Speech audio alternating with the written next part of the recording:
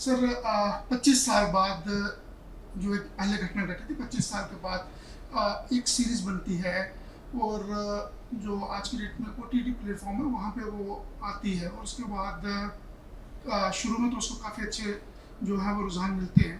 पर धीरे धीरे करते हुए सोशल मीडिया पे इस घटना को लेकर जो पात्रों के नाम बताए जा रहे हैं उसको लेकर कहीं ना कहीं कंट्रोवर्सीज हो रही है। कैसे देखते हैं सर? देखिए, ऐसा है कि सोशल मीडिया में ट्रेंड हो रहा था इस नेटफ्लिक्स सीरीज़ को लेके। लोग प्रोटेस्ट कर रहे थे कि कैसे इस सीरीज़ में प्रोजेक्ट किया है कि ये जो टेररिस्ट 5 टेररिस्ट थे जिन्होंने हाईजैकिंग की कंधार में ले गए जहाज़ को, इन भारत के IC-814 को।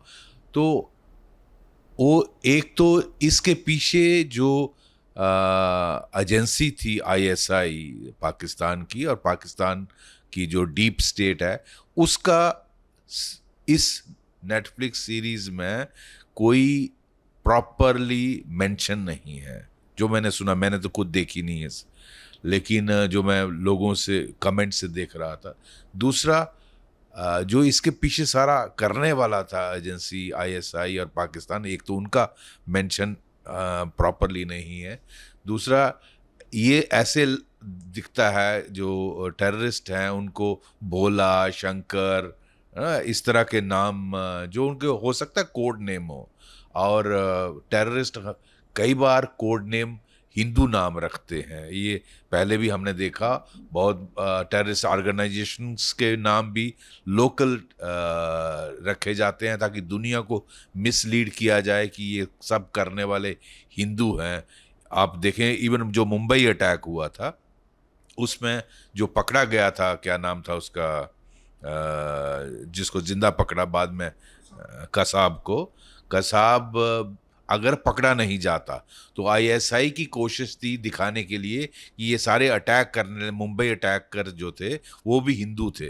तो ये इनकी हमेशा कोशिश रही है। लेकिन जो नेटफ्लिक्स सीरीज बना रहा है उसका मिस्टर झा का फर्ज बनता था दिखाना कि इसके पीछे कौन है। और ये पाकिस्तानी टेररिस्ट हैं, ISI स्पॉन्सर टेररिस्ट हैं। और ये इन्होंने जानबूझ के हिंदू कोड नेम रखे हैं, भोला और शंकर, जो हमारे भगवान शंकर जी का के नाम भी हैं। तो उस पे नेचुरली भारत के जो लोग हैं वो प्रोटेस्ट करेंगे। वो लगता है, वो उनको लगता है कि एक गलत मैसेज आ रहा है। आज से 10, 12, 20 साल के बाद जो लोग देखेंगे वो समझेंगे कि ये हाईजैकिंग जो है वो हिंदुओं ने करवाई है। इसके पीछे पाकिस्तानी टेररिस्ट नहीं है, इसके पीछे पाकिस्तान ISI नहीं है, इसके पीछे उनकी डीप स्टेट नहीं है, पाकिस्तान नहीं है। तो ये गलत मैसेज आता है। तो ये मैं समझता हूँ बहुत अच्छा किया INB मिनिस्ट्री ने इनको कल बुलाया था और इनको कहा गया है कि करेक्ट किया जाए, वरना अगर ये नहीं करते हैं तो इसको बैन करना चाहिए।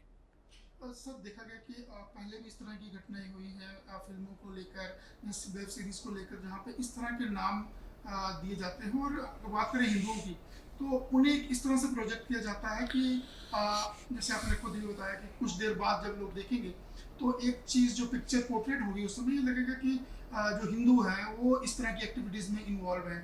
तो ये एक दे सोची समझी साजिश है। देखिए, ऐसा है, हमारे एक साथी हैं, उन्होंने बॉलीवुड का नाम उर्दू वुड रखा है। आप सोशल मीडिया में देखते होंगे। बिल्कुल सही रखा है, क्योंकि ये जो बॉलीवुड है उसकी कोई, मुझे लगता है प्रॉब्लम है, बेसिक प्रॉब्लम, जेनेटिक प्रॉब्लम है। बॉलीवुड जो है वो बेसिकली अंडरवर्ल्ड से फाइनेंस होता था कुछ साल पहले। और उनकी मेंटालिटी है हमेशा दिखाने की कि जो मंदिर का पुजारी है वो रेपिस्ट होता है, और जो मौलाना होते हैं वो 5 वक्त नमाज पढ़ते हैं। तो आई डोंट नो क्यों आप जानबूझ के भारत की संस्कृति को आप बदनाम करना चाहते हो, भारत की संस्कृति को नेगेटिव उसमें दिखाना चाहते हो। बॉलीवुड का कुछ गड़बड़ है। पाकिस्तान बहुत अच्छा है, वो दिखाया जाता है कि बिल्कुल पाकिस्तान जो है वो बहुत हमदर्द है, वो टेररिज्म नहीं करता है, वो बिल्कुल आपको अच्छा रखना चाहता है। सारी गड़बड़ जो है वो भारत में है। तो इनकी कोई मुझे लगता है जेनरिक प्रॉब्लम है बॉलीवुड की। इसीलिए आज इस देश के लोग साउथ इंडिया की जो फिल्म इंडस्ट्री है, वहाँ की फिल्मों को लोग देखना चाहते हैं, क्योंकि वो चाहे वो आपका कन्नड़ मूवीज़ हों, तेलुगु मूवीज़ हों या तमिल और मलयालम मूवीज़ हों, आज वो पूरे देश में उनको लोग पसंद करते हैं, क्योंकि वो भारत की संस्कृति को जो सही अच्छी लाइट में दिखाते हैं और वो रियलिटी दिखाते हैं।